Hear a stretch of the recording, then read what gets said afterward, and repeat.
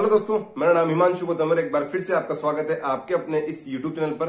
दोस्तों, आपका CHSL 2024 pre का रिजल्ट आ चुका है। ठीक है, थोड़े टाइम पहले इसके प्री का एग्जाम हुआ था और आप सब लोगों को रिजल्ट का भी इंतजार था और मेंस की डेट का भी इंतजार था कि यार मेंस की डेट क्या हो सकती है। ठीक है, तो हाल फिलहाल तो आपका CHSL 2024 रिजल्ट आ चुका है। लिस्ट 1 और लिस्ट 2 आ चुकी है। तो लिस्ट 1 की जो कट ऑफ गई है दोस्तों, ठीक है, इसमें 157 URE कट ऑफ गई है और EWS की 150, OBC की 156, 139 SC की और 129 ST कट ऑफ गई है। और लगभग 40,000, आपको पता है कि लगभग 10 गुना के आसपास पास करते हैं। तो 40,000 लोग इन्होंने पास किए हैं प्री में, मेंस में जो प्री में पास किए हैं, जो मेंस में बैठेंगे। ठीक है, और DO की लिस्ट आपको पता है अलग से आती है। ठीक है, उसी कट ऑफ भी हाई जाती है। केवल 1600 के आसपास लोग पास किए हैं और उसमें URE कट ऑफ 176 और EWS OBC कट ऑफ 176 गई है। ठीक है, तो बहुत बहुत बधाई भाई लोगों को, सभी को जिनका प्री का एग्जाम निकल गया।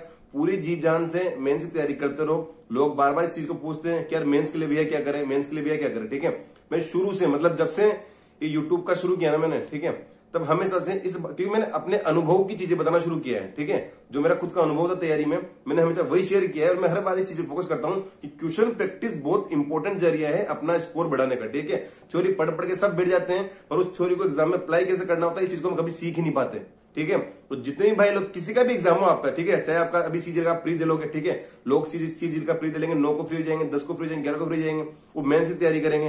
या भी CHSL वाले भाई बहन जिनका प्री निकल गया, ये लोग मेंस की तैयारी कर रहे होंगे। एक ही सलाह देता हूं कि 2-2 घंटे वाले आपके जो CGL और CHSL के मेंस वाले मौके थे ना, इनकी प्रैक्टिस करो आप बैठ के। ठीक है, अगर प्लेटफॉर्म्स पे अवेलेबल नहीं है तो CPO के प्रीवियस ईयर के 2-2 घंटे वाले मौके लगाओ। कि पहले वाले जो CPO के प्री होते हैं वो भी 2-2 घंटे के होते हैं ना, तो उनकी क्वेश्चन प्रैक्टिस करो आप बैठ के। ठीक है, तो यही एक जो एस्पिरेंट होता है, जो गवर्नमेंट जॉब की तैयारी करता है, गवर्नमेंट एग्जाम की तैयारी करता है, उसकी लाइफ यही होती है। ठीक है, कि अभी थोड़ा टाइम पहले CPO का रिजल्ट आया, ठीक है, अभी CHSL का रिजल्ट आ गया, उसके पहले GD का आया था। ठीक है, ये चीज चलती रहती है। अभी NTPC एग्जाम के फॉर्म आ गए, GD के फॉर्म कल आ गए, CGL का भी प्री चलने वाला है, फिर इसका मेंस आ जाएगा। तो ये चीजें लाइफ टाइम चलती रहेगी। 2 तरीके के लोग हैं, जिनका प्री निकल गया अच्छी बात है, आप लोगों को बधाई, जी जान से तैयारी करो, मेंस से फोकस करो। ठीक है, जिनका प्री नहीं निकला, कुछ निराश बैठे होंगे, मुझे पता है कि निराश बैठे होंगे। ठीक है, क्या 1 नंबर से रह गया, 5 नंबर से रह गया, हो सकता है कट ऑफ 157 गई हो, आपका 140 स्कोर आया हो, 150 स्कोर आया हो, किसी का 1 नंबर से रह गया होगा, किसी के 5 नंबर से रह गया होगा। भाई मैं इतनी सलाह दे रहा हूं आप लोगों को, एक बार बैठ के जो आप लोगों की आंसर की उसको निकालो, देखो क्या कमी रहेगी। ठीक है, यही एक साइकिल है जो चलती है एस्पिरेंट की लाइफ में, और ये चीज आप सीख गए तो डेफिनेटली आपका भी प्री निकलेगा। ठीक है, अपना टाइम जो आपका बेस्ट कीमती टाइम है वो उन क्वेश्चंस पे दो, वो उन टॉपिक पे दो जिनमें आप खुद इस चीज को सोचो ना कि चलो आपके आज 150 नंबर आए थे पर आपका प्री निकला, आपके रो मार्क्स 145 थे पर आपका प्री नहीं निकला, मान लिया इस बात को। ठीक है, पर आपकी 145 जितनी औकात तो है ना इस टाइम पे कि आप एक CHSL के पेपर में, SSC के किसी पेपर में आप 200 में से 145 ला पा रहे हो, 55 नंबर का आपको नहीं आता, तो अगले 6 महीने, 4 महीने, 5 महीने, अगला जो भी एग्जाम है, ठीक है, उसमें उस एग्जाम की अगर आप तैयारी कर रहे हो तो कम से भी कम उन 55 नंबर में जो आप टॉपिक छूट रहे हैं ना, उन पे फोकस रखो पूरा। डेफिनेटली अपनी कमियों को आप खत्म करते हुए जाएंगे तो आपका स्कोर ऑटोमेटिक, अभी जिनका स्कोर 145 आया है, क्या शुरू से 145 आ रहा था क्या? नहीं आ रहा होगा ना। ठीक है ना, चलो जो बंदे इस बात को कह रहे हैं कि अभी 5 नंबर से रह गया मैं, 10 नंबर से रह गया मैं, ठीक है, मान लिया आपका स्कोर 145 था, तो क्या शुरू से आपका स्कोर 145 था क्या? पहले मौके में कम ही स्कोर होगा, कभी 100 होगा, 50 होगा, 80 होगा, 90 होगा, फिर धीरे धीरे बड़ा होगा। आप मेहनत करते हैं, टाइम कम बढ़ गया आपको, कोई बात नहीं। अगर यही प्री का एग्जाम 1-1.5 महीने बाद होता तो डेफिनेटली क्या पता आप प्री निकाल लेते।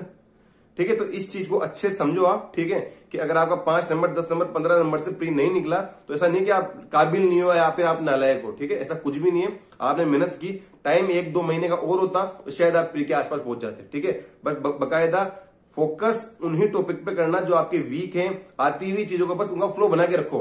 क्या आप मॉक दे रहे हो, क्वेश्चन प्रैक्टिस कर रहे हो, तो आती हुई चीजों का एक बार बिल्कुल आपका दिखता जाएगा कि हाँ यार ये हो रही है, इनमें कोई परेशानी नहीं आ रही, इनको भूलेंगे नहीं हम। ठीक है, और जो नहीं आती उन पे अपना फोकस रखो।